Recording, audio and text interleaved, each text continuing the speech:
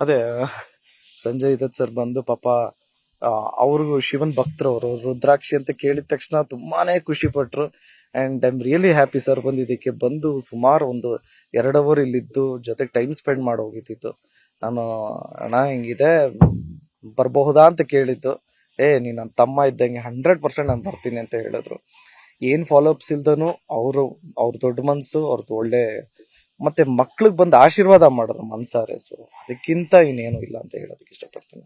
ಎಲ್ಲದಕ್ಕಿಂತ ವಿಶೇಷ ಏನು ಅಂದ್ರೆ ಈ ಜಾಗದಲ್ಲಿ ಐ ಸ್ಟ್ರಾಂಗ್ಲಿ ಬಿಲೀವ್ ನಮ್ಮ ಅಣ್ಣ ಇದ್ದಾನೆ ಅಂತ.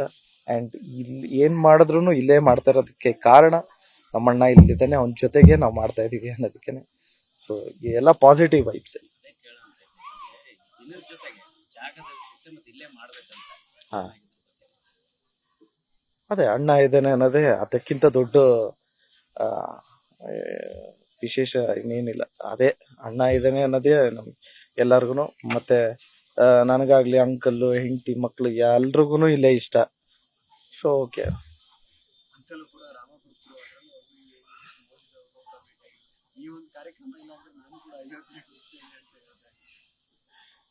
ಇಲ್ಲ, ಇದು ಮನೆ ಕಾರ್ಯಕ್ರಮನೇ ಅಲ್ವಾ. ಸೊ ಎಲ್ಲಾರು ಒಂದ್ ದಿವಸ ಇಡೀ ಫ್ಯಾಮಿಲಿ ಅಯೋಧ್ಯೆಗೆ ಹೋಗ್ತೀವಿ.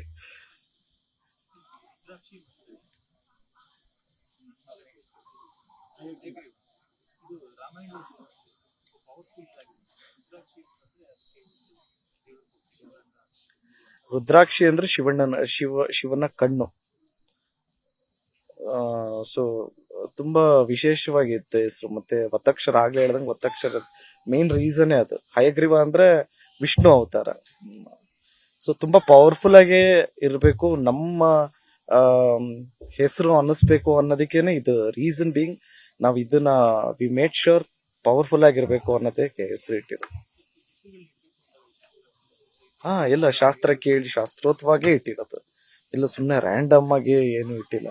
ತುಂಬಾ ಶಾಸ್ತ್ರೋತವಾಗಿ ಕೇಳಿ ಆ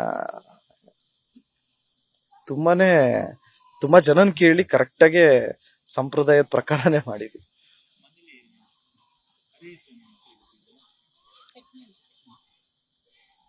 ಏನ್ ಹೆಸರು ಇವಾಗ ಇಟ್ಟಿದೀವಿ ಹೆಸರು. ಮಗಳಿಗೆ ನಾನು ದೇವ್ರೆ ಅಂತ ಕರಿತೀನಿ. 7 ಮಗಳೇ ದೇವ್ರೆ ಅಂತ ಕರಿತೀನಿ. ಮಗನ್ನ ಏನೋ ಮಗನೇ ಅಂತಿದ್ದೆ. ಈಗ ಇನ್ಮೇಲೆ ಹೆಸರು ಕರೀತಾ ಇನ್ನೇನ್ ನಿಕ್ ನೇಮ್ ಬರುತ್ತೋ ಗೊತ್ತಿಲ್ಲ. Thank you so much. ಎಲ್ಲ ವೀಕ್ಷಕರಿಗೂ ಥ್ಯಾಂಕ್ಸ್ ಹೇಳೋದಕ್ಕೆ ಇಷ್ಟಪಡ್ತೀನಿ. ನಿಮ್ಮೆಲ್ಲರ ಆಶೀರ್ವಾದ ನಮ್ಮ ಕುಟುಂಬದ ಮೇಲೆ ಹಾಗೆ ನನ್ನ ಮಕ್ಕಳ ಮೇಲೆ ಇರಲಿ. ಅಂಡ್ ಆಲ್ಸೋ ಮಾಧ್ಯಮದವರಿಗೆ, ಪತ್ರಕರ್ತರಿಗೆ ಥ್ಯಾಂಕ್ ಯು ಸೋ ಮಚ್.